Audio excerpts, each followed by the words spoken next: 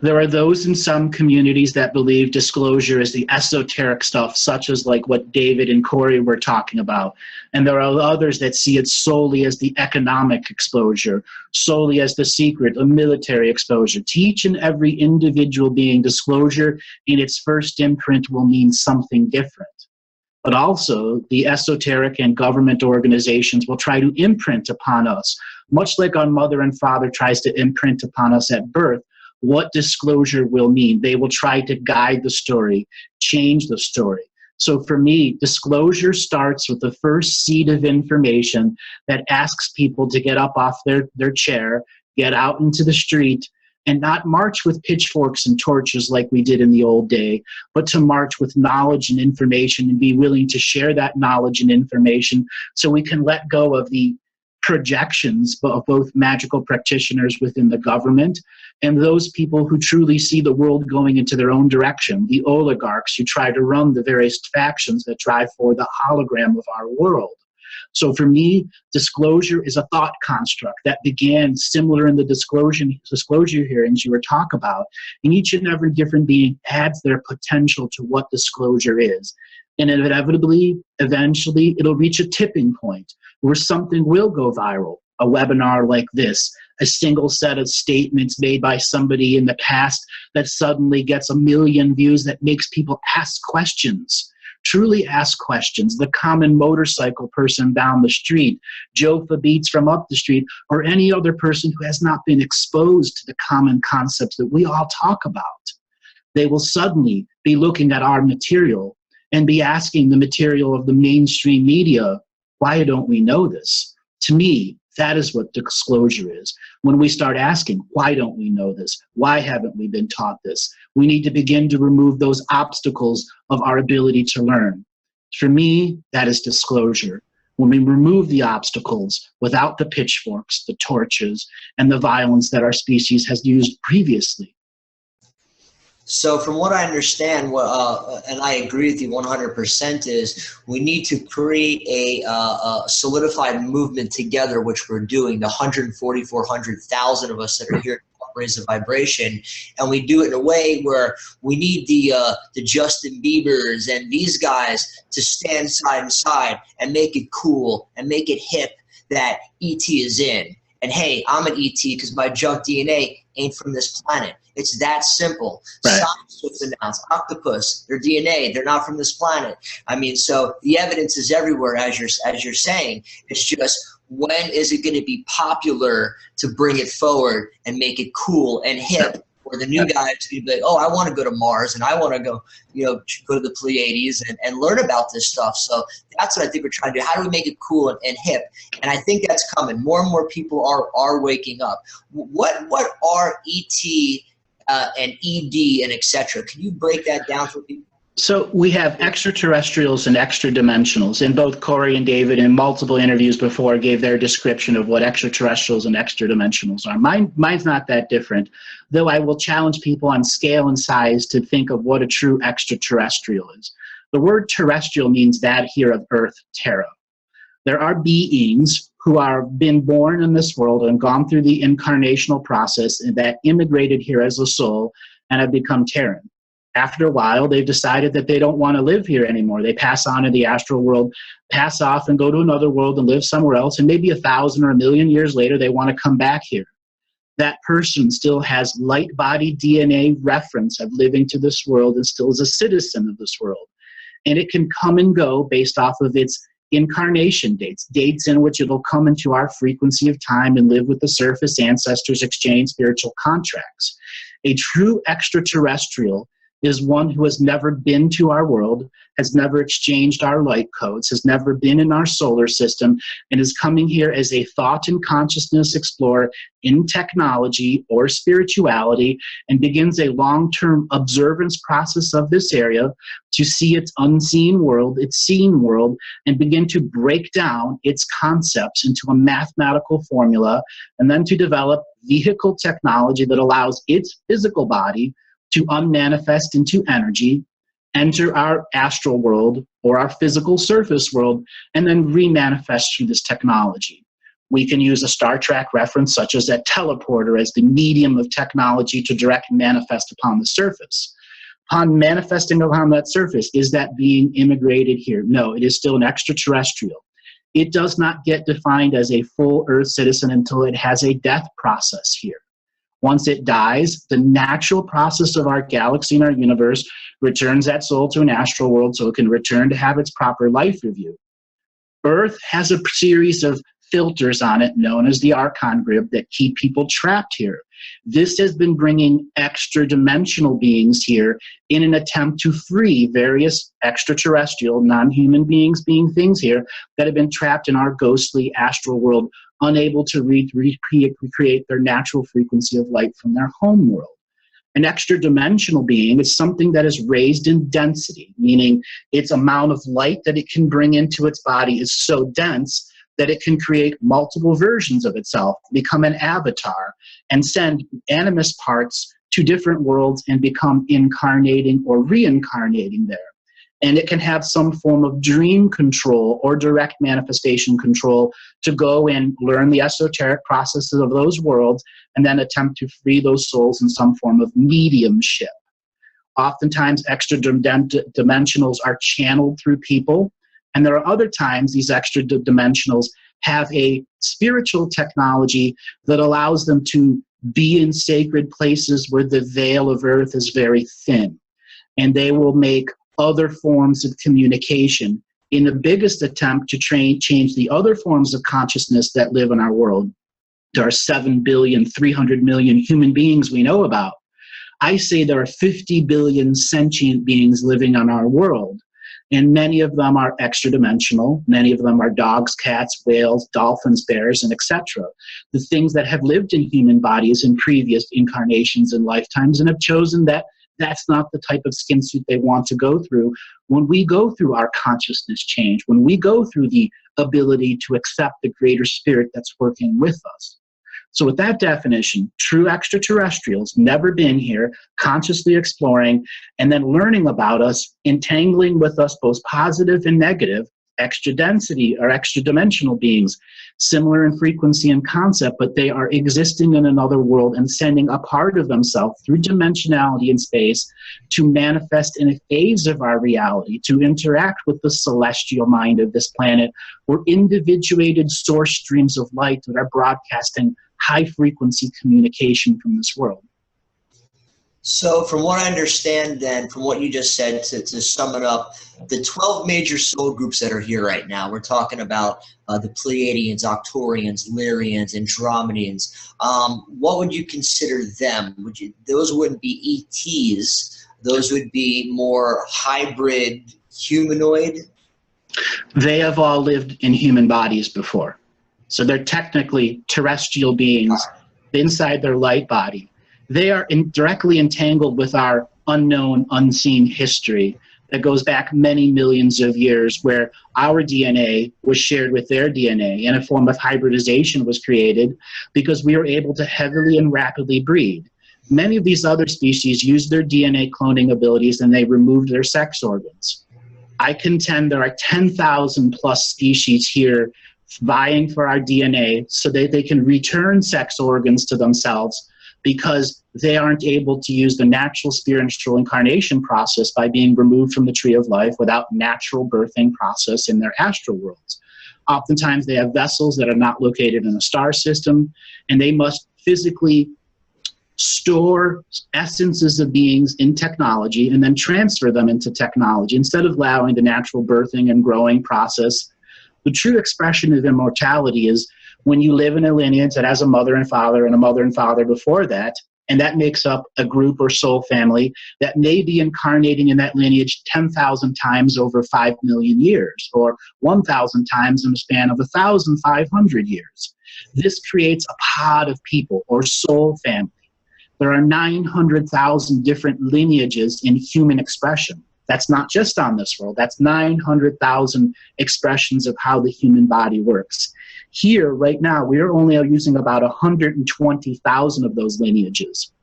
And part of the greater expression of DNA change is accepting your natural form of light-bodied DNA and then altering our physical DNA to match that, to entrain with that, to no longer be captured in the previous generational experiences of a lineage we don't really know, because we're using, 1/9 of what's actually available to us. So now I want to jump into a part where you're going to go to next, which is talking about the Akashic Records. I've had many people on my show have done Akashic Records reading. Kelly Jones, one of my favorite. With the Akashic Records, and I've had numerous callers call in, that to me is the best way to really home in on where your genetic soul traces have come from. I believe I'm from the star of Arcturus, where my soul originally was birthed. And I incarnated here as an Arcturian, and as soon as I learned that, next thing you know, I have all these different Arcturian friends as well. It's like you just said, our soul families are coming back together. So can you go into a little bit more of the Akashic Records, how that can help us? How does that bring in our soul families by accessing that information? All right, so the way I observe and read the Akashic Record, which makes me different from a variety of others, when I was 9 years old, I had an experience at a baseball game. It was bottom of the 9th inning, tied score, and our team hit a home run, and everyone cheered. At that moment, everyone in the stadium, everyone watching on television, everyone that was in observance of that stadium or watching that game, I suddenly knew who they were, what they were, past, present, and future. And that, as a 9-year-old kid, I began to learn to multidimensionally think, multidimensionally understand, and take up the mantle of responsibility that using that information in polarity or charge will create negativity. When I retain a neutral perspective and do not allow the information to change me in any way, shape, or form other than learning it and expanding my knowingness, the information is free, and it is always an expansion and contraction of knowingness, so it can be translated from a frequency of light to this frequency now. What also makes me a little bit different is I'm not reading just the Akashic Record of this world. I am reading it of 20,000 simultaneous worlds. By the time I was 15, I understood the responsibility of what came, having that knowledge. This is where I understood the deeper process of soul immigration and soul commerce. You have a star, and that star is a variety of soul families on a bigger scale who have come together and densified into a manifestation. And they create an immigration pattern from other stars who may be thinkers, atheists, mathematicians, or a warrior, and they're trading with someone else who needs healers, doctors, and other people to fill up the society of what they're going to create. This creates a soul commerce market in a galactic-wide and universal scale. So streams of light who are Arcturians and reached a 5th density or 6th density expression and want to create another version of themselves that will go out and learn another perspective, another path.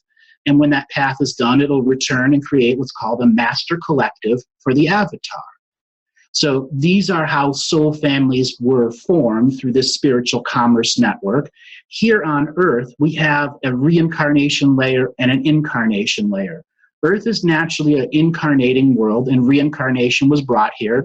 And the system of the archons filters the incarnators and reincarnators who are creating spiritual contracts that are trying to deal with the system of domination and control. The system of domination and control's purpose is to make sure you and I are not born in the right and proper soul family.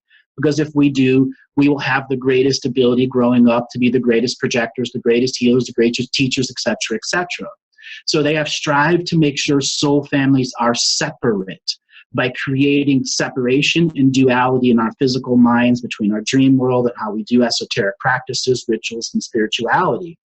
In our physical language, they have changed the way words work. Pray, P-R-E-Y, P-R-A-Y, so on and so forth. There are a variety of things that separate us. And then there are laws that also separate soul families, and how the Babylonian money curse also separates us.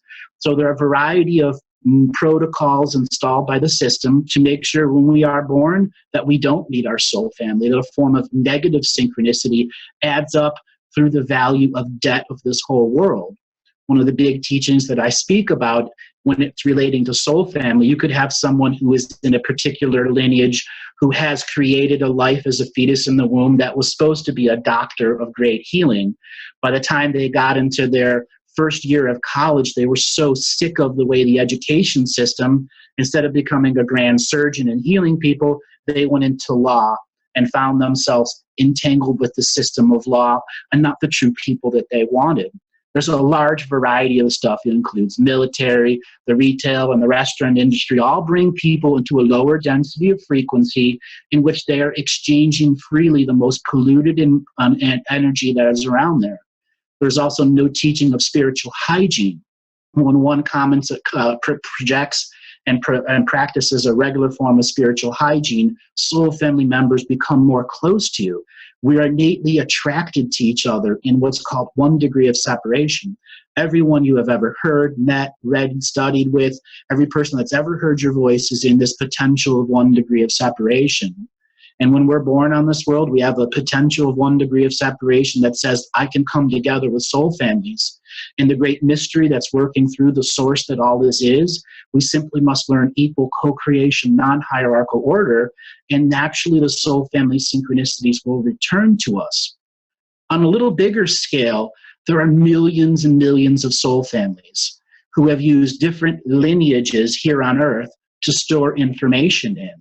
So when you get born into a very rare lineage, you could have the value of 7 million years of our history and the internal secret practices of those families, where some other DNA lineage could have almost nothing. You were just a potato farmer who became an industrial worker, and by the time that individual was born in 1959, it was imprinted through their mother and father and their ancestral lineages, and they truly weren't able to become the spiritual scientists or anything else that they want. They were limited because their soul family energy wasn't a part of the initial imprint that was co-creating the growing life. Wow, that really hit home for me. Made so much sense. I've had Akashic Records readings before, and Krista, who's on here, who just was thanking everyone, she channels the Orion High Council. Mm-hmm. And when they went to access my records, they were not able to because of my higher self has a protection around it. So the higher council had to ask my permission to access my records, just like you were just saying. There's different. Octurians have a collective of collectives, and then a master collective and a master collective, and it's a dolma. They also are able to do what's called forking their source stream. So this will be probably just for you and a handful of others that might understand this scale of information. So when you are a source stream, that means you are I am realized in Arcturus, meaning you've reached your form of ascension or going from 6th to 7th density, and you can simultaneously exist in multiple incarnations as a forked source stream connected to the celestial mind that you're living on. So we're simultaneously born on Arcturus, simultaneously born here. Your simultaneous version of the self has reached its 6th to 7th density, and it is now co-creating an equal value with you. So you can raise to 7th density, communicate to the celestial mind, and then become the celestial medium. So when the Orion Council wanted to tap into that layer, it needed permission from the celestial mind that is co-creating at the Akashic record and the collective of collectives, because there is a hierarchical expression in learning the scales and responsibility at the celestial level. Thus why you are part of putting a conference like this together.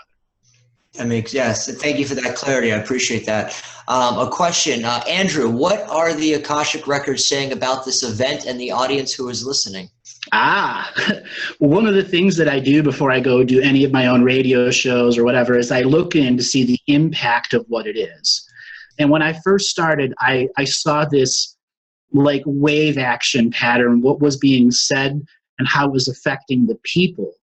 It is affecting the people far more in their astral world. There are beings separate of this event who are now feeling a psychic pheromone and attraction in which they didn't before. And this gives the potential of 1 degree of separation, meaning everyone that's a presenter and everyone that's a listener, even of 1 second, is changing the big micro soup of synchronicities. So beings we have never met, we can at least share a microsecond of no time of internal dialogue of, hey dude, never met you before, but I know you. That is what's going on in the unseen world and the deepness of impact.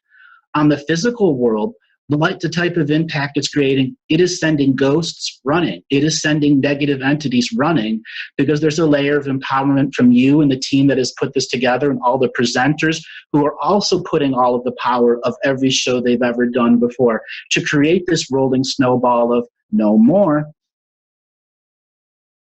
I got another great question here, Andrew, from an anonymous viewer. Mm-hmm. I remember my first incarnation on Earth. I asked to incarnate here. I crash landed here the first time. I shared a body with a woman, then requested to incarnate in a body after she died. There is a vibrational compatibility needed. The common element for me was silica. Humans have silica in their chemical composition, especially in the pineal gland. I am Lyrian origin and Arcturian on last life. And then it says how to contact you, Andrew. But that was like a comment and just a statement that someone has these memories. And can it be, and I've heard this, I think I'm from Arcturus, but I probably have lived on Pleiades for a little while and experienced that hybrid type of souls, if you will. I actually say that people live on many worlds simultaneously. And there are those that come to my regular reading show on Revolution Radio, because I do this every Monday. So there's thousands of shows where I identify the original place that they came from, what universe they came from, what stream, source stream journey it's taken from one universe to another, to its first body, to its first incarnation on a world such as Arcturus or the top 20 that's out there. Related to the question, when someone believes they're Lyrian and a variety of the other ones, more than likely you are every one of those simultaneously, and those are probably trying to communicate to you in their version of now. So much like Richard, you're able to go to the next level of presentation to yourself in internal dialogue, so you can begin to unpack the code of the Lyrian intelligence or the Lyrian central communication system. They have an incredible psychic network of communication that's, let's just call it a closed circuit quantum chaos communication system. So unless you understand chaos at all 9 densities of level, you'll never truly be able to unpack the code. And there are trillions of Lyrian souls spread throughout the multiverse with this DNA technology built to them that will go through an activation as we go through our change here too. And to add to that, my name is Jonah Bolt. I don't know why it says Richard up there, but Jonah, sorry. But anyways, it's okay. What I understand and what I have told people is there's only 7 billion of us humans living here. Out of the mass soul group in this universe, which is in astronomical numbers, the 7 billion of us that are here at this time that are incarnated are not just any souls. We're all here for a specific purpose, a specific mission, and we all are very high up on the hierarchy from wherever I believe our soul originated from, because everybody wants to be here right now to experience this. So just a note to self and to some of the listeners, you're not just I'm just some human. Believe me, you are somebody, and you're bringing back all that information we're retaining to our people, our planet, our ancestors. We're living, breathing observers retaining this information like water. Is that very much? The key to that last part of your statement is you are retaining it without charge or polarity. That's the true challenge. And within changing, not taking charge of polarity on, we allow the self-healing and self-nurturing, which unpacks and unravels the greater message. When I always challenge people in scale and size, there isn't just 7,300,000,000 human beings. There are 50 billion sentient beings that the 7,300,000,000 must acknowledge as part of the Ascension process of the future network of unity consciousness grid that allows 50 trillion beings to incarnate on our world. Wow. Another question from Switzerland. Andrew, is our dream time connected with the future disclosure? Ooh, really, really good question. Absolutely it is, because in our dream time, we've already had disclosure. We have already had full contact with 4,000 to 5,000 different ET species. That already exists. But our duality right now is having a really, really hard time of manifesting what's in the dream world and what is here right now. And is also why so much esoteric and manifest physical technology is trying to prevent us from having waking dreams or lucid dreams in which we can connect to our future selves. I say that there is a unity consciousness grid that exists about 9 years in the future right now that is trying to struggle to stay in resistance so we don't uncreate it and accept the next sequel from the system, because all we're doing is getting movie sequel, movie sequel, movie sequel, movie sequel, and nothing new is coming to us. Another great question here. My origin, this is from Eric Thompson, my origin on this planet begins in Atlantis. I'd be interested in understanding the source of Atlanteans in the cosmos. Interesting one. One of my common things that I speak of, Atlanteans and Lemurians are descendants and ancestors of each other, who have been caught in a time travel war that is repeating a paradox between the last great golden age and the Kali Yuga age that takes us to the dawn of the Silver Age now. Each time we've gone to the golden age and crossed the galactic pinch, got right to where it is, we've gone back to the previous golden age so we can repeat our mistakes. What I say is we're living in 4 simultaneous paradox timelines. And our next process, as we're getting back to that galactic central plane, we're about to repeat another loop, or consciousness itself will begin to say, no, I no longer want to loop, and I will be able to manifest more of my DNA wisdom in this moment of now, retract all of my soul shards and avatar bits that are on other paradox replaced timelines, and allow a greater form of reality to directly manifest. Atlanteans and Lemurians were the first, let's just say, people on Earth who had a society that was highly valued in our galaxy, who were space travelers. The Lemurians were far more spiritual versions of technology. The Atlanteans were far more physical versions of spiritual technology. Those two were cut off from the original frequency of time. This is called timeline genocide.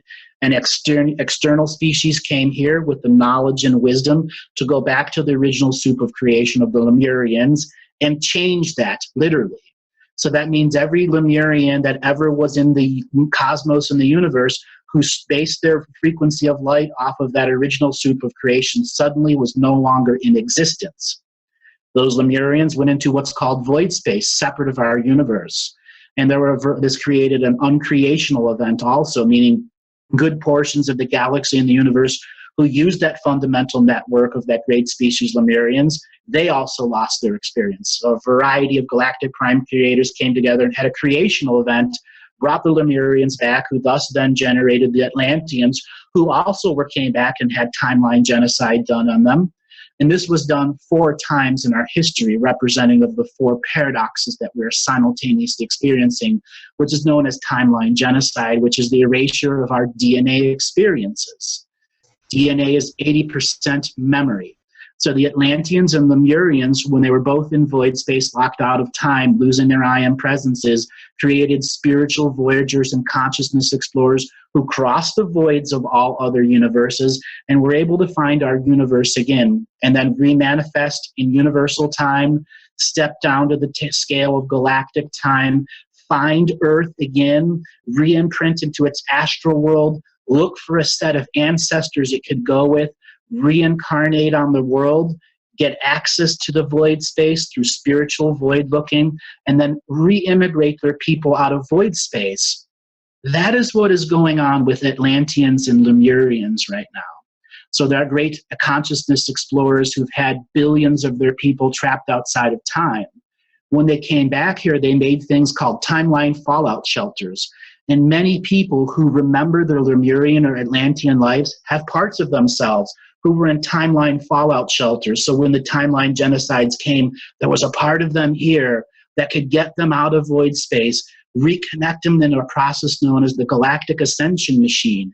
Anything that was dealing with timeline genocide was using a higher spiritual form of light to immigrate back into the place in which it was erased and recreate its frequency of life so it can be reintegrated into the universe. Got it. Thank you for that. And just another quick question. You sort of touched on this a little bit. I myself have been approached by several people this last month or two about they swear they just did a 3-week workshop with me talking about bilocating. I've been getting this so much lately. They swear my name is this. They said, no, this can't be. You were doing a yoga retreat with me for 2 weeks. I know you. Your name is Dave.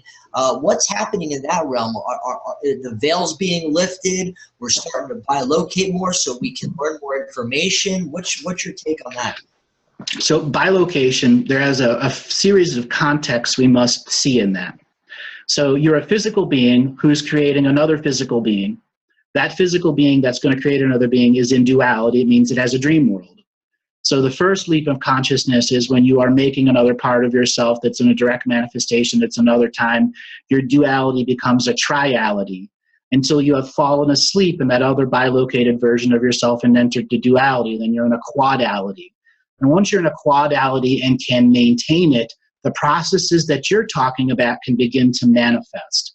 For me, many people have had dreams about me where I'm in a giant stadium, as well as me having these dreams. I'm in a giant stadium with a variety of other teachers in the center, and there's thousands and thousands, and we're all simultaneously presenting and individually tutoring each person in the stadium. So yes, those things happen when quadalities are observed, and the higher spirit from both dualities on the dream world are able to manifest with the physical manifest, such as you. This question came up before with David and Corey. I wish I would have asked them, because now someone else asked this question, and I've heard about this recently too. What's your perspective on the so-called mandala effect? Ooh, that is so much about it. It's celestial knowledge. Celestial knowledge in shrunk down in code so we can understand it in English or Spanish or French or the Futhark, any form of language, because it's a thought construct. And when we start giving solid reality to thought constructs, we learn to become what's called direct manifesting technological species. Our thought construct can create it from the ground up, and our hands can manifest it in minutes and not years. Got it. Thank you for that. And another question. This one's from Claudia. She's had a reading with you, Andrew. I'm an Octorian 3/3. You said this event will have impact in our astral world. Since a long time, I went to astral travel, but I don't have any success yet. I've cleansed my body, as you suggested, but still have obstacles in my way. Any help you can give her to help her?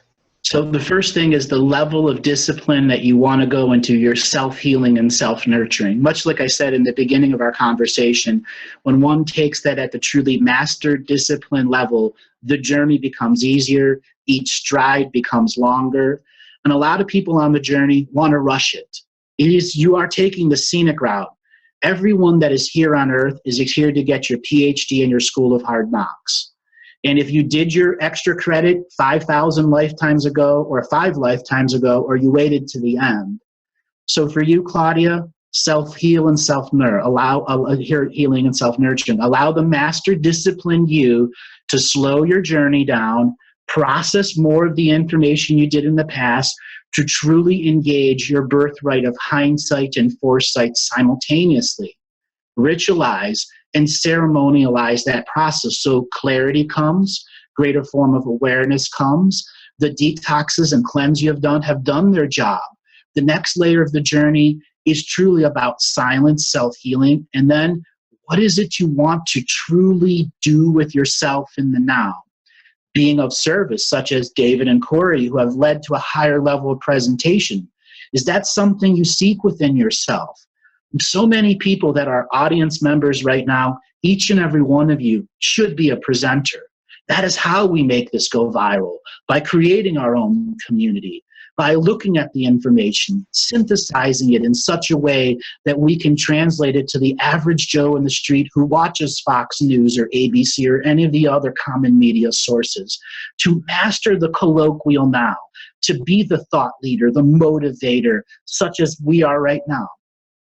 I think that's great information. Like I said before, self-empowerment is the biggest secret of mankind. Yep. Why religion was created, why this was to get everybody thinking outside of themselves, not realizing we're the gods and goddesses here on earth. Everything we say manifests. If everybody knew that, we wouldn't have wars and all this other crap that's going on. It's that simple, simplicity. Like you said. Another question. I want to add something. Sure. We're one thought away, from one individual thought away from somebody creating an invaluable thought that is a thought construct everyone can share. With no way of charging anyone about that. Wow. As in the 100th monkey effect, when that happens, that that's will. Right. Right. And we know that's going to happen because that's why we're here. Yep.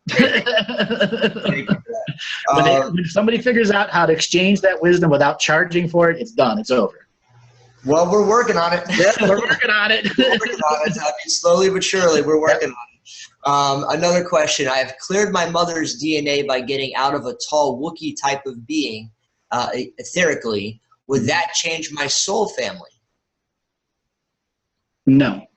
Okay. So the Wookiee beings are, let me give the right language. Sasquatch? No, there's 40 different versions of Sasquatch lineages. Now, just as we have black, whites in Asia and so far here, the Sasquatch have that as also a variety of their version of the things that grew into them. So the Wookiee ones, I'm quite familiar. I experience them frequently.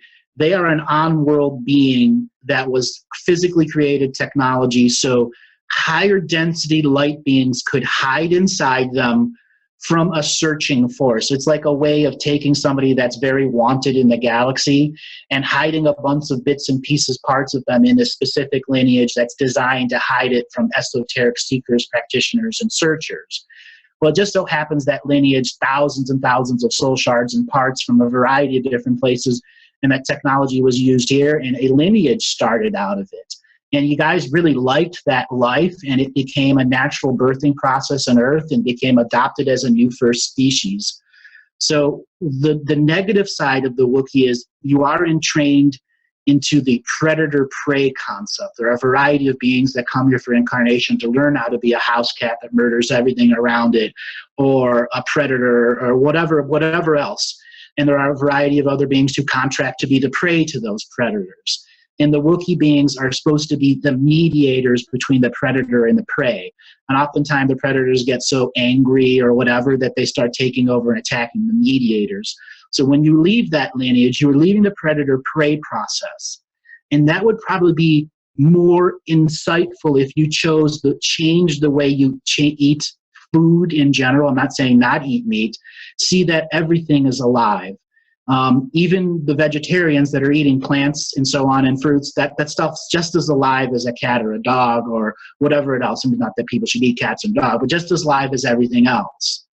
And everything that is in the consumption predator-prey network has spiritual contracts with the planet to experience us through the Akashic record while we are in the process of consuming them, processing them for consumption, and so on and so forth.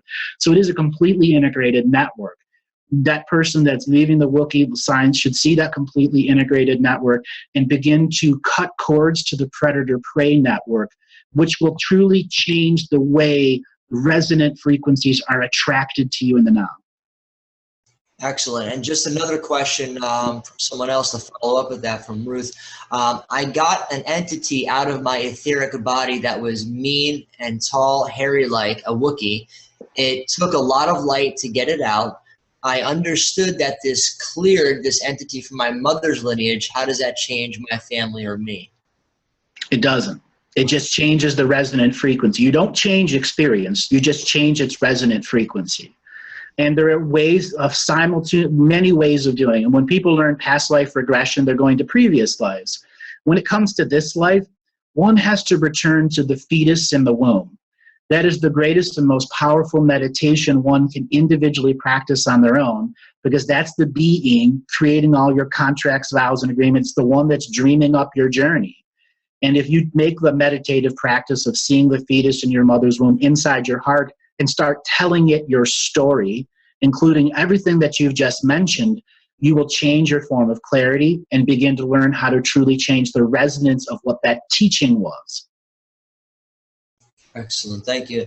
And also something I've learned, Andrew, I'm sure you agree this as well, is meditation, from one of the last questions, isn't always sitting there and closing your eyes and meditating. For me, meditating is going in the water for 5 minutes in a bath. That's my meditation. Or to put my feet in the ground for 10 minutes and ground out and little earthing. That's my meditation. I myself can't sit there and meditate. My mind's too great. So I have found other ways. So meditation could be a broad way just to quiet the mind and ground out, correct? Correct. The ultimate perversion of meditation is to eliminate the infrastructure of distractions that we all have around us. And if it's grounding and doing what you said, then that's what you needed in that moment. When you're ready to journey and you truly want a more deeper moment, you know that you'll go do something that's more than what you've just described. That is known as ritualizing meditation or ceremony. When you ritualize it, you make it sacred enough so you're going to remember. You're not doing it recreational anymore. And each time you do your expression, you've made it sacred enough for that 5 minutes so you truly get something out of it. So if people see this description, everything can be a meditation. Are you making the conscious application of sacred versus recreational? Very good. And to follow up with that, says Irene, can you ask Andrew to talk about what it means when someone can't remember the past, even if it's their current lifetime, like childhood details, elementary teachers, friends, etc., and ask if it's part of the blueprint or if it can be changed? How to create a spiritual schedule, and please give some examples on what practices we can include in it. Also, where can we find detailed information on ancient ceremonies, rituals? So first part is our childhood memories. Myself, a lot of them are blocked out. I don't remember. How do we start to remember that? Second part is, how do we create that spiritual schedule? How do we find detailed information in ancient ceremonies? Okay, so let's break it down in the beginning. When you are a child and you're going through the puberty state, you are trying to be as aware and present in your body as possible until you have that first form of arousal. You really weren't in your body. That's when the DNA is changing, so on and so forth. Memories that come before that, you have to remember there's a seen world and an unseen world. So when there are times you have no memories, it means your unseen world and your seen world were overwhelmed enough so that your body wasn't truly occupied by the fullness of your soul, and you created programs that were running. This is the very first imprint or blueprint of the parasympathetic, using running the unseen world, and the sympathetic running the seen world, the duality of the daily life, until the spark fully comes in and processes their learning. Because our learning systems are so low quality throughout the world, during this synthesis process with the sympathetic and parasympathetic, they learn to create their own programs. And after a while, there's a battle between the sympathetic and the parasympathetic, which can be called our id, our ego, a variety of other terminologies. And the parasympathetic, having access to the unseen world, oftentimes overtakes the sympathetic, and it creates very powerful egoic programs that drive us forward to try to complete contracts because the soul's not here. One of our original purposes as a lineage-based species created by founder beings was to be precognitive direct manifestation technology, meaning we knew what we needed before, and our unseen world can manifest it in the duality of our dream world and then begin the manifestation to the mind. We are often disconnected. So when you are a child and have big spaces where memories aren't there, it represents the overwhelming of the seen and the unseen world. There are a variety of rituals and ceremonies that can begin to reveal that. One of the ancient ones that I constantly bring up is called telling your story to the fire. And this is a challenge shamans since the dawn of fire have tried to use. The fire was the first shaman of our species. It was the first great teacher that came and truly tried to illuminate us during the times of the great ice mountains came. So telling your story to the fire is turning on your placebo enough to say that that elemental form of energy that is connected to all that is, that I have made sacred with my own conscious application, that this isn't recreational, that this is sacred, that I am going to challenge myself in this moment of I am now, within the presence of this energy, to recall who I am, who I was at 31, 32, 33. What I do is I go in reverse. I start at my 42, go to 41, and I try to get 1 or 2 or 3 things of each year. And then I regularly repractice this, and I write it down until I have several pages of worded notes that trigger the mnemonic me to say, yeah, I played Axis and Allies when I was 9, 10, and 11, then I hated the game and I went out and learned something else. I played tennis when I was 14 to 15. I may not remember every game, but I am creative enough to predict what I would do between the month of June and the month of January. Those are the challenges that the esoteric individual practitioners must learn to challenge themselves with in a ritualized ceremonial base, so they can reinitialize their memory, go back to the times that they were overwhelmed by looking at your scrapbook and pictures, Pull out the one that you are the most depressed version of yourself. Everyone has pictures where you know deep down inside you were just not well at that time. Focus on that picture. Know that you are all of your past, present, and future lives simultaneously existing, and tell your story to that depressed person. Create a portal to them through that picture. Send love to them through that picture. And by having that practice story that you've done before, you will then change the resident energy of all of those depressive times if you create the agenda. That was the other part of the question, the agenda of some of the greater processes. It is you, the individual, who must look at the scrapbook of your life and look for the variety of the top 10 lows and actually ritualize, ceremonialize, and send healing, treatment, love, and story to each of those individuals. And then opposite of that pendulum, your highest moments of life also need that same story. Until one is ready through the ritual and ceremonialization process of sacredness to go back to the fetus in the womb, tell that entire story so clarity comes about 3 years old, 4 years old, because you are a thinking, living, breathing being then who has access to the infinite in the now. And we are just learning it as adult beings, the same access we had as children. And I just want to add on to that, Andrew, because this is a big piece that I've learned. In my teenage years, I was through AA and NA a lot. Mm-hmm. And AA and NA is a spiritual program that once you write down all the worst things you've done and you've come to terms with it, yep, and you write it on paper and you read it to someone else and you burn it, you have a spiritual awakening. And I've experienced that. So to all the people out there, AA, NA, that is a really good spiritual cleansing program that I use for that purpose alone. Now, in retrospect, but what you just said, that resonated with me with that. There's many different layers and aspects or programs like AA and NA that you can get into that can spiritually cleanse yourself by doing just what you're doing. Well, I also recommend if you're going to do the telling of the story to your fire, do it in conjunction with full-on 2-week colon cleanses or colonics. Because our dream world is stored in our intestinal tract. Our intestinal tract is 80% of our immune system. Wow. You must take that consciousness and understand you must clear the liver, clear the intestinal tract, create new mucus layer. So the old habitual cyclical patterns of depression and regression that are resonantly stored in our mucus aren't there anymore. Wow, great point. And now to jump to something, next topic.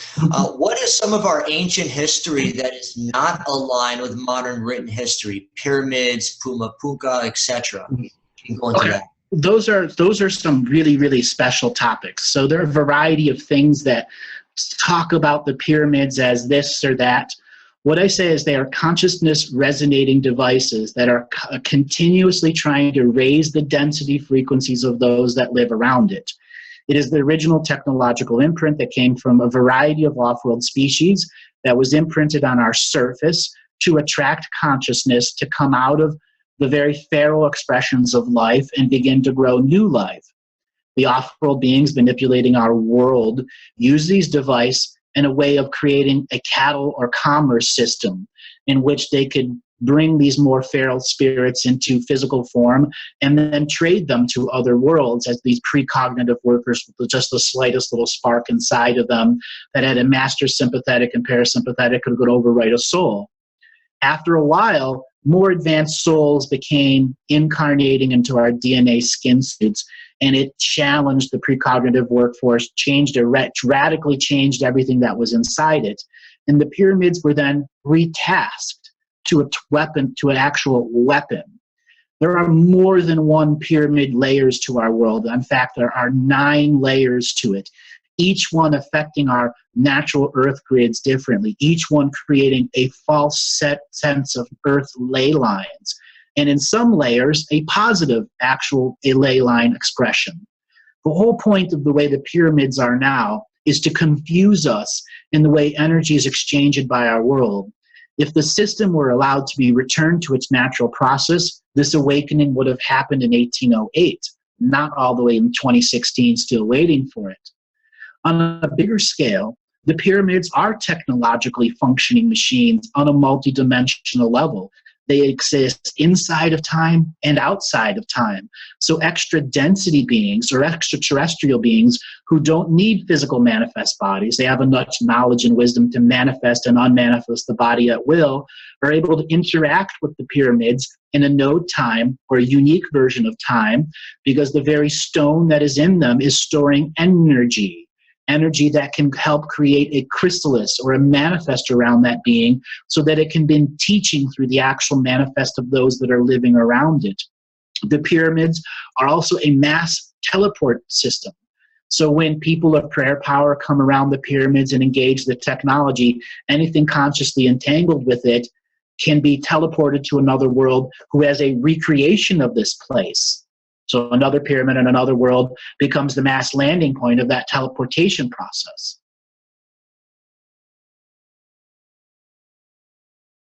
Okay, excellent. Thank you for that one. So, did you have any questions about the pyramid before I talk on Puma Punku? No, I was reading another question that came in, but go ahead with that, because that's another topic. Puma Punku is going to be our greatest human histological revelation of why thousands and thousands and thousands and thousands of different extraterrestrial species have come here to Earth. It was a multidimensional fortress that was attacked through 75 different dimensions, because this is where the energy exchange bank was. And there were a lot of people trying to rob the energy exchange bank of a massive commodity network of precognitive workers. When that bank was robbed and cracked and the fortress was broken, the thousands and millions of consciousness shards that were stuck inside it, that were forced to go through incarnation, were released back into the human population species, not only on this world, but tens of thousands of other worlds where we as a precognitive workforce were in abuse. So there was this massive spreading of our soul shards who had to find a resonant peace part in this world or another world and incarnate within it or reintegrate into it. We here now as human beings are receiving this massive wave of all soul shards that are still coming out of the fracturing of the fortress that is Puma Punku. And the most powerful practitioners of the world now know that there are these forms of themselves waiting to integrate with us, some of them dirty, some of them highly spiritual, others who want to forcefully take you over. And this is where we must allow the integration in non-competition, non-hierarchical order, and still be willing to cut cords to anything that might do harm to us, and say there is another version of me that can accept you. But right now, if you want to be a part of this great change as your expellation from the fortress, then you must integrate naturally. And understand this I am was born here now. You are not an I am of the here and now. You are an I am of another frequency of time that has a different set of belief systems. Yes, thank you for that one. And what is your take about the 25,000-year cycle and the future events of the sun, which David and Corey have spoken of? Will there be a catastrophic, what the Cabal thinks, or will there be a great mass awakening? What are the Akashic records saying about this? There'll be a mass awakening and a mass disassemblage from within of the Cabal systems. It'll be like a massive Three Stooges show where everything that they try to do falls apart. There will be no big mass destruction. Our world is a heavily protected world on thousands of different dimensions and time streams. There's tens of thousands of external species here that are lending a hand to make sure that our little chocolate souffle in the oven isn't properly screwed with or the door open so the souffle sinks. For many millions of years, this has been going on, and there are a variety of species such as the Dracos and the reptilians and others that want to come here and try to crack this reality. And yes, that is very real to the external sources, seeing that external source as their perspective. To us, it isn't. And as long as it isn't in our belief system, it isn't going to happen. The very reason they try to bring back Nibiru and all of this other stuff constantly in the global infrastructure of distraction is because we are beings that if we believe it, we will manifest it. And dozens of times has Nibiru been brought back to during the different waves of consciousness remanifesting it, because we have in the past been destroyed by it a variety of times. One can use the term Hegelian dialect by introducing the society, so on and so forth. In a bigger perspective, we are at a time where everyone is true. And we are going to see this bigger belief that everyone is true. So the global awakening begins in our dream world. It is the challenge to our duality. Can we be a singularity in our duality? Because a thought construct we can create can connect our dream world. We all have had the example in a lucid dream where we suddenly learn to control of the dream and we can change the very physics around us.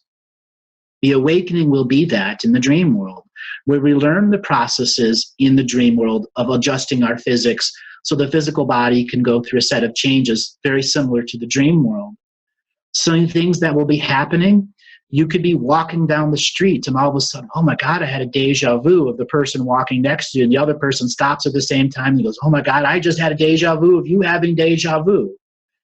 Things will, like dreams will be shared.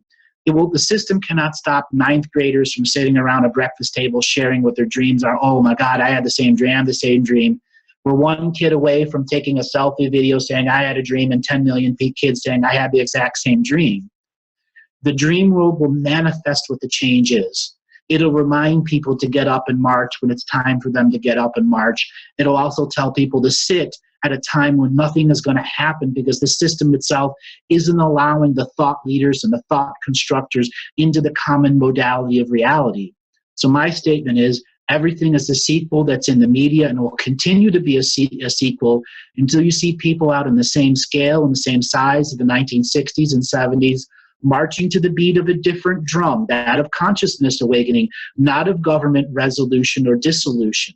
Consciousness change, that the system can no longer function by robbing us and being a kleptomaniacs, because the entire system we have right now is just another klepto government organization constantly thieving from itself. Yes, and I just want to say that there is a massive movement that's happening that maybe a lot of our listeners don't know about, which is the Transformational Festival in Society. Like, I'm leaving the Burning Man next week, 60,000 people that live away with no money, no credit cards, it's a gift society. It's a new way of living. There's hundreds of millions of people going to transformational festivals every year to learn yoga, to learn meditation, to do these workshops. They're not just the raves like they were in the 90s. These are actually empowerment festivals, encouragement festivals. So I encourage people to check out Shambhala Festival, Symbiosis, these festivals that their intent is to bring back tribalism to the planet, bring back that ancient wisdom. So what you're saying is happening under the radar, and I urge people to check and attend and see what that's about, because that's what I think what you're talking about. When enough of those tribal festivals are moving around, we're not going to take down Black Rock City and Nevada and Burning Man anymore. We're going to leave it up. That's what the transformation, and I see that. I just got goosebumps saying that. Because you got it right. I know that's where we're headed to. It's happening. It hasn't hit Fox News yet. Yeah. But here's another layer. You talked about those tribal communities. Corporations will go through the same thing. Many corporations have motivational speakers who have consciousness terminology as based in them. One example is Brendan Burchard. He uses all of the big teachers' knowledge and wisdom throughout esoterica to present self-motivation in business. And they go to corporations all over the world. And I cannot tell you how many people who have taken his particular course have come to me because my motivational term is at a scale and size that they want within their industry. So that is another little secret area in which us, the disclosure movement people who know that it's all true, but got to get everyone to get past their amnesiac process. Every phase of society will have it simultaneously and independently happen within itself. Another question, too, Irene. Also, if you can please channel a revocation for food, something about food, that meaning what would cover food with meat and vegetarian, vegan food? What type of food would you suggest or put out there, a structure to help us have a higher vibration? I know a raw foods diet obviously is probably the best outlet for the body. A definition of terminology, I don't channel. I'm a living, breathing human being accessing my layer of knowingness. So they're asking for a revocation. A revocation is breaking contracts, vows, and agreements with a concept. So you no longer exchange energy with it. It doesn't mean you no longer function with it at all. So directly from the Akashic record, that is what is making the most impact to the current amount of listeners and those that will listen in the future. I, in the ever-present moment of now, choose to open a spiritual cord of equity. I bring within the spiritual cord of equity every piece of food that I've ever ate that was a conscious living being that is spiritually contracted for me to eat with it. At this moment, in this sacred time, I remove all recreational processes from food and I make them sacred. Every fish, every chicken, everything that I've ever ate that ever shared conscious with me, I share with you this moment of infinite love at this moment now. I share with you my story of Andrew Bartsiz, of who I was at 4 years old, 10 years old, 14 years old, who I was 54 million years ago, and who I was at the first immigration into this universe. Because I understand that this contractual obligation of sentient creation and co-creation comes with the process of predator-prey and a variety of other subjects that change the middle gray subjects of those. I acknowledge the middle gray, knowing that I've oftentimes gone into polarity and charge in this lifetime and other lifetimes, not truly honoring the food. I take this individuated moment as an I am in a multidimensional photonic cord of spiritual equity to express to all ancestors who have also gone through this process, to add the total wisdom of all of your experiences so that everything that we have ever consumed has this moment of infinite reference, that we love them and have shared every experience with them. And we want you to grow with us and become a part of our soul family. And that leads into the next question from Sonia, which is, I want you to explain that I am not I am, but I am now. Well, I'm not going to be able to explain that to her because you're a being of duality. You are I am, and you are I am now, and you are I am in a duality, and a septality, and a triality. If you truly want to understand the bubble of reality and take the term sovereignty, put it into your heart, echo it to the edges of your aura, and understand the I am is the left side of the heart, the we are is the right side of the heart, and the I am now is the conscious manifest being who was born at birth, who operates in your spiritual contracts and does have a duality, a triality. And being the we are and the I am in the now is the greatest co-function and co-creation one can do. Next question, Andrew, how do spirits incarnate and reincarnate? How do the archons function with that process? Okay, as I said before, reincarnation is not natural to this world. It was imprinted and brought to us by physical technological beings and imprinted to surface beings who passed on, died a number of times until finally they took on that belief. The archons were a group of beings created by a variety of other very negative species related to the Draco reptilians. The archons were third density beings who had billions of their own planetary mates see them in a hierarchical order and pray for them. Pray for their consciousness evolution until that third density archon became a fifth density archon. The very celestial mind of that world was also taken over by the Draco reptilians and other negative forces, and that celestial mind imprinted upon that new fifth density archon celestial concepts and then ejected it out of its astral world.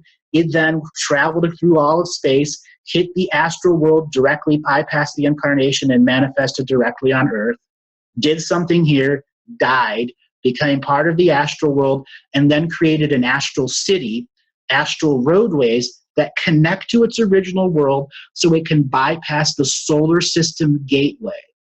This is the very nature of the Archon network, to control who gets to be born each day. It's really not about who dies. It's the immigration process. You have 4 or 5 or 6,000 archons in the astral world going, you're cool because you're 88, you're cool. I don't like you because who you could be incarnated with can take my power away. So they're selecting up to 60 to 70 to 80% of what beings get born into this world and what type of experience they have in a contractual obligation in reincarnation. There are surface versions of archons, which are just the management system of the multidimensional world, who are the oligarchs, the middle management, and the high layer of management that also affects these same souls who were chosen during the percentage of births. And you have incarnation at the same time. The archons at one point completely controlled the incarnating world too, and it was only a reincarnation world. Enough powerful souls came here and battled in the astral world and the outer spatial world so that our natural world can have 2 processes in it now. It's reached such a point where now the archons can only control about 25% of who gets born in this world. That's how much their power is reduced. They still have a great amount of power in the physical world. Their astral power is drained so much now that beings can directly incarnate and manifest in this world without any spiritual contracts related to the archonic grid. Because the archonic grid is the cabal, is all of the negative esoteric practitioners who have been working on false history, false concept for so many thousands of years.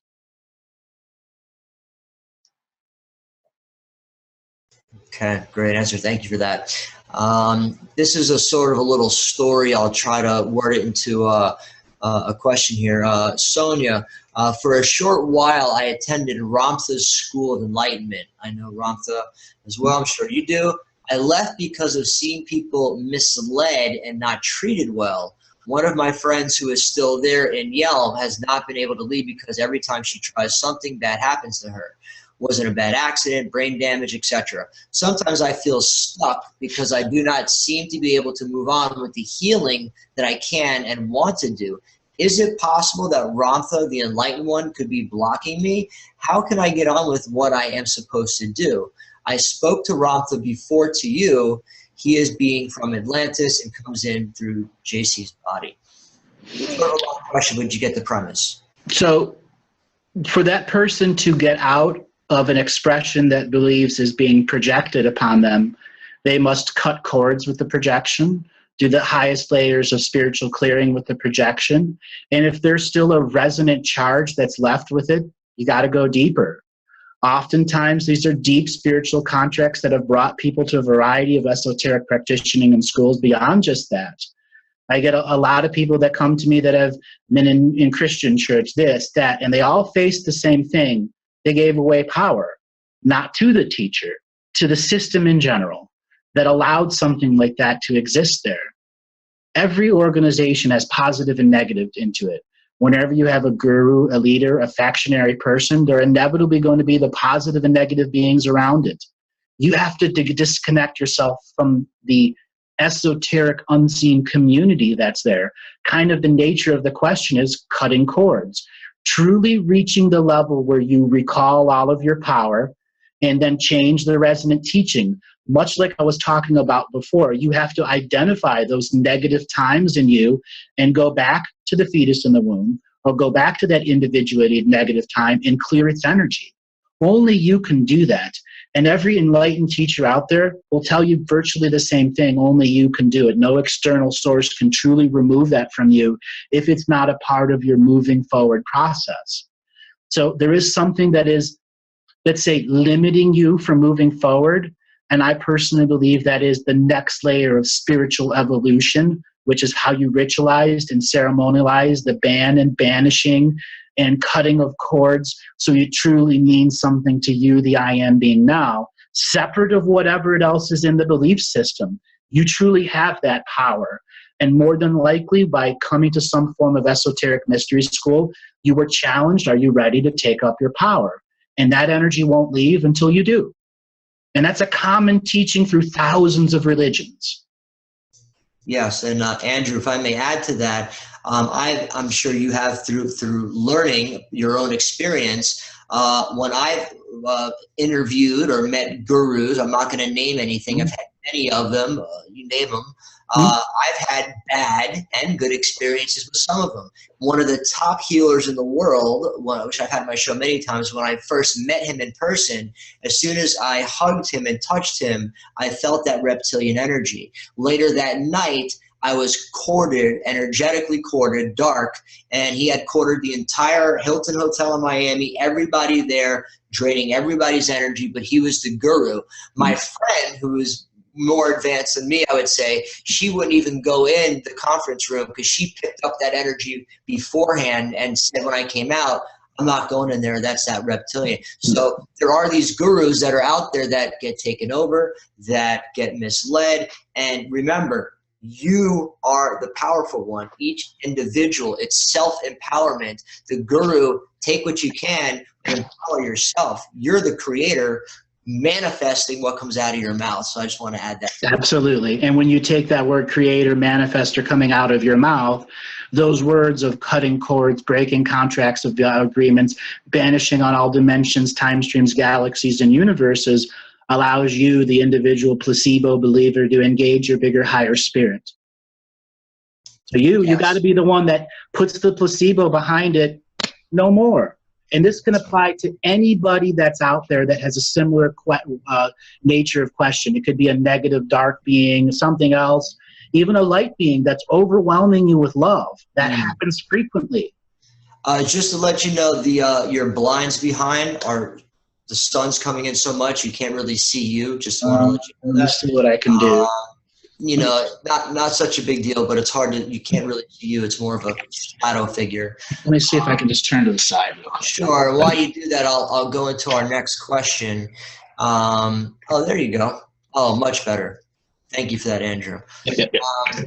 And this is a good one, and I'm sure you know what the answer is. I have an idea, but this one's from Claudia. Normally we say that we should show the way to our children. And this time, I have the feeling that this will be flipped around and they show us the way. How will our children affect our awakening? Very, very good question. The first thing the children are going to do is remind us to be children during these times. And that will be their most important thing. When we let down and have the inner child come out in our esoteric master discipline practice, we learn the most.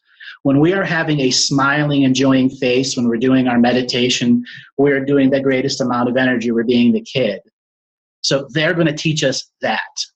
The next thing is they're going to teach us how to freely dream again. They're also going to teach us that we, as individual mantle holders of responsibility, must stop fear in its tracks. A child can take a slightest, smallest little subject and blow it up into the biggest fear of all. We have to teach them, as well as teach ourselves, how to stop the transformation of fear into a raging wildfire. The next thing that our children will teach us, how to make friends with off-world beings. Because there will be a variety of 70, 80, 90-year-old adults who will never go and shake the hand of a Syrian when they find the truth out. But our children will. I think you're muted. I am, thank you. I just wanted to add to that, as well as science, and as you know, not mainstream, but our community knows that the new children being born are being born with the left and right hemispheres already synced together, which is the new Homo Celestis. Yep. So the fact is, I got goosebumps again, the new humans are here. The new children are here. That new consciousness is being birthed into our evolution right now. So it is happening. They are our teachers, which is why I started my radio show, to give them the platform when that time is meant to be, to let the children speak. So the children will be our teachers for sure. They're coming in. Let me turn this light out behind me real quick. Sure, absolutely. And then I'll, there's another question that came in about the hybrid children. And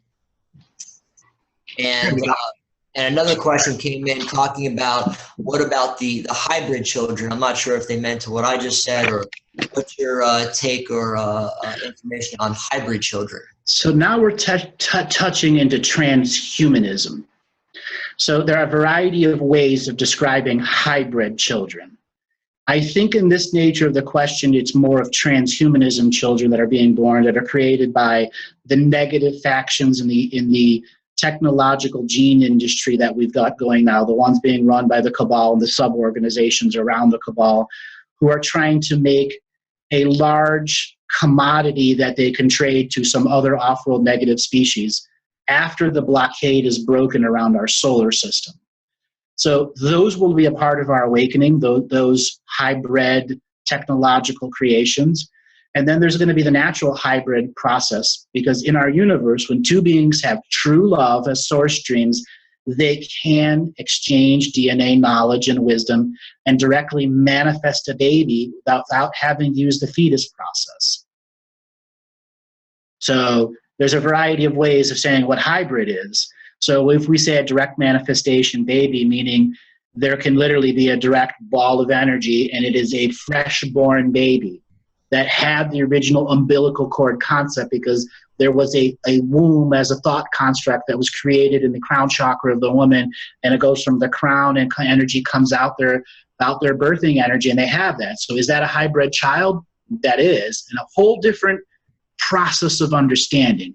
If it's a technological transhumanism thing, there'll only be about 13 to 18 million of them as part of our species, and they'll technically become just a new species of Earth. And they will learn to come into human energy, or they're going to find that, hey, they want to move on to the other side and do something else. It is their free will, and we cannot step on their journey. That same lady made a couple comments, 3 of them, I'll just read them up. Bridget Nelson says genetic harvesting, says she's an alien mother, etc., and people that are being abducted and having their eggs and semen harvested. How does that play into? Yeah, I speak about that all the time. You know, as much as 70% of our current living population has had their semen or eggs abducted. That's how widespread it is. So that is very much a concept. Energy harvesting also. If they're harvesting your kundalini, that means when an egg is coming down or sperm is being created, it has a tremendous amount of energy inside it. And that energy, when it's teleported, if they take raw sperm and raw egg unconnected, it is Earth time frame energy. They can put it in the form of quantum suspension, bring it back to the world, take it out of quantum suspension, put it into technological environments, make the egg cross over, and still think that the egg and sperm are on Earth, and then draw spirits to technology in Earth's upper atmosphere, trap them in that, put them in suspended animation, take them to a new world, and then force it into the sperm and the egg, and the soul still doesn't realize it's not on Earth anymore. Wow. Okay. One more question. We have about 10 minutes left here. This lady from Ruth, I had a baby in 1998 when my soul twin was being murdered by the Nazi space program. This being was all white, and it grew into a full man in 30 minutes and took off to help my soul twin. Would it be part of me still, or was it from another dimension? He survived. That is an example of direct manifestation. That is related to resistance-free Earth. Built inside every single human's DNA is like this dead man switch code. If something is going to happen that's going to erase you from the surface and all the great and wonder that you've done, a process such as what happens, direct manifestation comes in, and it alters whatever the system is going to do. It's like creating your warrior that goes out and does everything that you need to do, so that you can stay living as a lineage light being, because they are trying to erase light frequencies from here, like timeline genocide on a singular level. Another question, Andrew. This is a question from Joel, who talked to you on your radio show. He's asking what the difference is to dream with our North Pole versus South Pole ancestors. Okay. What seeds you recommend us sleeping with and planting to bring more consciousness to Venezuela, since there are ancestors what consciousness people out there. Also, if you could explain about the importance of feng shui and the sacred architecture. Thank you. Okay, so what Joel was talking about there is I told him in a specific reading when he called the show that he should be wearing seeds around his neck, dream with these seeds, and then plant these seeds and watch them grow. It doesn't truly matter what seeds they are. It's the power of dream and the sacredness of time that you spend with them as they are growing from seeds. Another layer here of understanding is our consciousness needs higher frequency energy. And a seed is a form of technology that can, how do I put it, expand our knowingness by simply putting our energy into the technology before the technology activates, like a seed is germinated and it grows. So wearing it for as long as possible and sharing as many sacred moments with it as possible before one plants it, that activates the technology to have all of that in its potential, in its duality also. So let's say you choose tomato plants. The physical tomato plant is growing. That tomato plant has a dream world that is also shared with your dream world. So you will be able to bring these thought constructs of everything that you've created from your heart seed pack into what I call your spiritual estate. And you can plant seeds in the dream world that grow in the dream world and are directly connected to that seed around your heart. So you can make a jungle of abundance around you. In many Native American concept, this is known as the fields of plenty, where within our dream world, the seed planters and the seed singers have done the esoteric practice, made their estate, have their seed bank, planted acres and acres of fields of energy in their dream space, and they then take the conscious manifestation of a single seed that has the potential of the entire dream world and begin to plant their physical farm on a variety of places. The first plant you can put down could be a common seed that can grow everywhere so that you can create a sentinel in your front yard, or another type of seed that goes to transform the negative energy near an intersection where there's accidents that are all the time. This is the greater agenda the shamanic practitioner of the seeds can create. Great, beautiful, thank you. And will these children be introduced to our existence and to our experience? Another question. The children of direct manifestation? Children that are being born, the new children that are being born, will they be introduced to us as these new type of humans during our experience here, during our existence? The majority of them, no. Until they begin to recognize within themselves the need to say, I am genetically different, spiritually genetically different, light body genetically different, and that my individuated purpose is universally different than everyone else that's out there.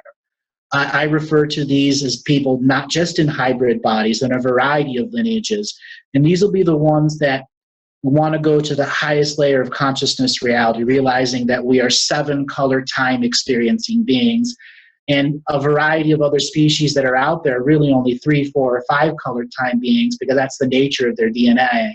So we are their Lamborghinis or Porsches of skin suits when it comes to actual experiential base. When we eat food here, it's different than the Greys or anyone else eats food over there. And they're going to want to know what it is to be in this 7-color experience beings. So as I said, that's exterior. Those hybrid people and those that are expression are going to be looking for what's called the 8th color of time, meaning that's how duality is in the nature of existence for all beings that are separated between the dream world and the non-dream world. The 8th color will be able to simultaneously manifest their dream location. So it's no longer a bilocation, trilocation, septality. It's a singular reality with constantly adjusting physics that create a flawless system of interaction with a new frequency of color, which allows a whole another layer of universal incarnations in existence.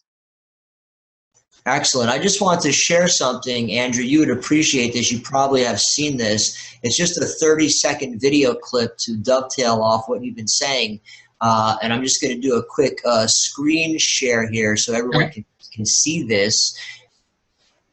Greetings, citizens of Earth. My people have developed technologies which allow us to throw off our physical forms and travel great distances in the blink of an eye. We are in dialogue with your leaders to help the human race survive its infancy, for we believe in you. We are helping your scientists find cures for diseases which afflict your bodies, and helping you to preserve your planet's most precious resources. Many among us wage peace, and one day, with our help, war may be a thing of the past. Our army is 1 billion strong and growing.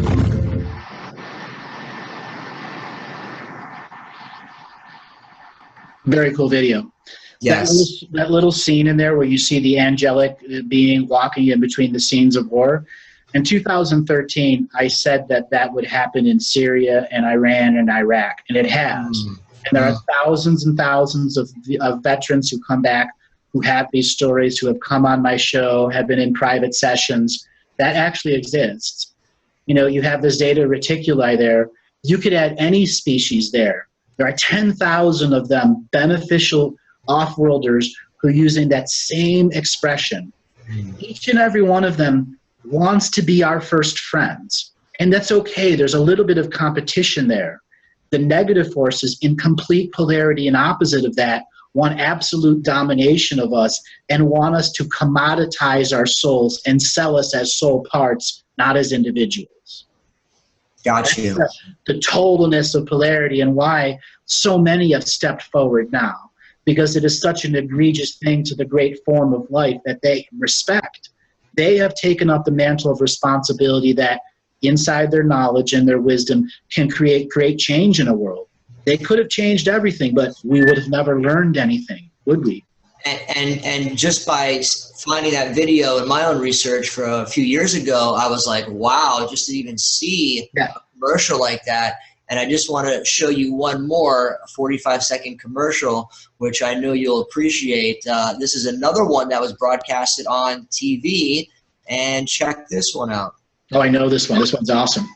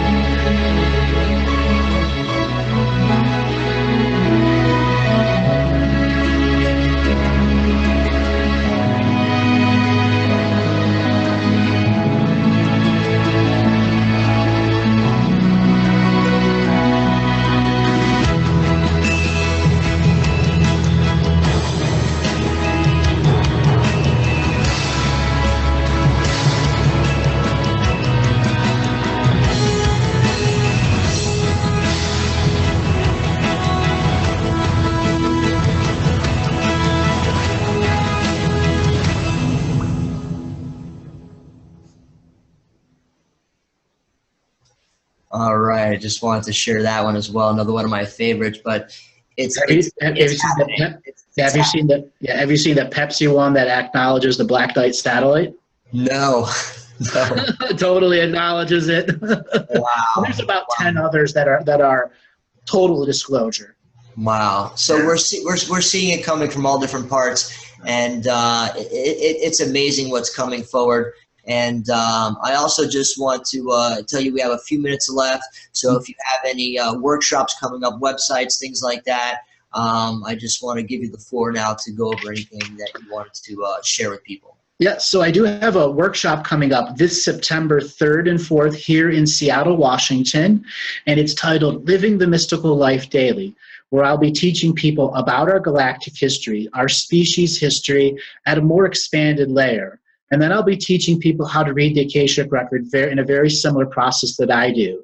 There'll be a variety of teachings and meditations that one can learn to master so they can filter information, so they can make the individuated parts of themselves as sovereign as they can be in the North and the South Pole, so they can learn the bigger process of their individuated purpose while they're reading the Akashic Record, or in that initial phase where they have to learn what true neutrality is. In true neutrality, the information is going to be always flowing. So there's going to be a variety of stuff in the workshop that teaches about the history of our species and a way one can go deeper into the neutrality to explore parts of their own frequency and have a bigger revelation of clarity. So Living the Mystical Life Daily is September 3rd and 4th, 2016. My website is andrewbartsiz.com. If you go to andrewbartzis.com, as soon as you go there, a little pop-up will come up and you'll see a thing that says Living the Mystical Life Daily. And just for your email, you'll get 2 free videos that teach you about spiritual photosynthesis, aligning your footsteps to north and south. And then there's a webinar, a little webinar Q&A that'll take you into a page where if you guys want to come or want to sign up for after it comes out, there'll be a way for you all to learn how the galactic history works, how the bigger process of the Akashic records exist on, and how to retain sacred neutrality and sacred clarity. I also have a radio show every Sunday from 6 to 8 Eastern Time on freedomslips.com, and then every Monday from 2 to 4 Eastern Time is my call-in radio show with my co-host Kathy Ma, and on that show it is a call-in reading show. On the first show, Charting Your Course, It is about returning to the basics and the intermediates of self-healing, self-nurturing, relationships, and everything that has come from all of the reading shows that I've done. And it's a synthesis and a mass synopsis of what, in general, all of the people that are coming to the different reading shows that I've done, so they have a basis of knowledge and wisdom to begin a deeper practice on. Okay, excellent. Thank you for that. And we still have a few minutes left, Andrew. So in the last few minutes, any guidance, any suggestions? We have so many people out there that focused on these gurus, that focus on this. How do we get it back to self-empowerment? How do we get it back to simplicity? How do we co-create together? Everybody wants to. What are some implementations? What are some methods that you use, you know, to bring people together? What are some suggestions you can give to some of the listeners? So I think the most important thing about the here and the now is continuing to listen to the rest of this event, because you're making a deeper impact by putting your energy into it. But during the times you walk away from the screen or decide to take a break, make a separation. Is this conscious application of recreation or conscious application of sacred learning? And it's okay to be in a conscious application of sacred recreation, because you're gaining entertainment, and entertainment feeds the soul. When one is in sacred learning, you are learning from the information. You're allowing it to make the deepest impact without changing the vitalness of who you are. So much information out there is weaponized, designed to change your perspective. And it's almost impossible to get back to an old perspective when your innocence has been changed by weaponized information. Let go of the fear. Remain as neutral as possible so the deeper form of hindsight and clarity can come forward. And when you're all said and done with this whole webinar, this whole 4-day process, give acknowledgement to the unseen world that is both helping everyone that is in this process, presenters and the people putting the webinar together, seen and unseen. They need to be honored because they are the forefront of society, giving a nexus of the internet and the window into the greater wisdom that's out there. And then think on a bigger scale. There are thousands and thousands of other presenters out there with a variety of information. Extend that peace and blessing to them. Extend the peace and blessings to the future presenters who may see one word from this and stand up and say, I want to do that. Who will be the next Neil? Who will be the next this? Who will be the next person that can step forward on video or audio and create great change? Bring that into your potential future. Excellent. Thank you for that. And that's what it's about, stepping into your self-empowerment, stepping into your power. Everyone has a part to play. Many people I've talked to in my awakening is, I've never been able to talk to anybody about this. Everyone thinks I'm crazy. It's like my generation, I'm way past that point. There's so much information. You're crazy if you don't think ETs and UFOs are real. You're out of your mind. Exactly. Because the evidence is everywhere. So that's the attitude I would give the listeners to take is, they're the ones not believing UFOs or being open-minded. Don't waste your time trying to open up that, drop the seeds and move on. Because there's plenty of us that want the information. And I love what you said about the darkness and the light. All of us, I think, listening right now today, have experienced some really dark, deep, hurt points in our life. I know for myself, whether it be abuse, rape, molested, whatever it is, we've experienced these deep, dark pains because we need that for the polarity to put out that light. If I've experienced all that and I've never experienced this, and I can, then how can I be that person? If I'm a drug addict or an alcoholic and I go into a rehab and my counselor has never touched a drink in his life, well, I'm not going to talk to you about alcoholism because you don't know to drink. Same principle with what you're talking about. So I really like and appreciate that when it is the darkness and the light. It's the yin and the yang. It goes together. We all go through some crap time to time. It's part of the journey. The bottom line is that we're all light. Yes. Atoms are surrounded by photons. Photons are light. This whole matrix is light. It doesn't matter how bad this demon, whatever you think they are, is. It's light at the end of the day. Yeah, we are transforming beings of light. And we can see we have 100% contrast control with 100% sovereignty. And that's what you have to trigger your placebo belief, your true soul power behind. I truly have 100% contrast control in this world of light. Is everything our reflection? In one layer it is, and in another layer we can say to that dark being that's there, I no longer want you to be my reflection. You are no longer my teacher. I break contracts, vows, and agreements, cut all cords in all spaces in which we exchange energy, and that's my sovereign duty and right as this manifest being to make my signature frequency teachings me. Being, you are no longer my reflection. And as simply as that, it isn't. Unless you truly want it to be your reflection and teaching, it will be, until you say no and truly put the authentic self behind it, so we aren't trapped in this exchanging of this dirty darkness and only the highlight beings of transforming the darkness in general. When everyone starts emanating the light, darkness is gone with that.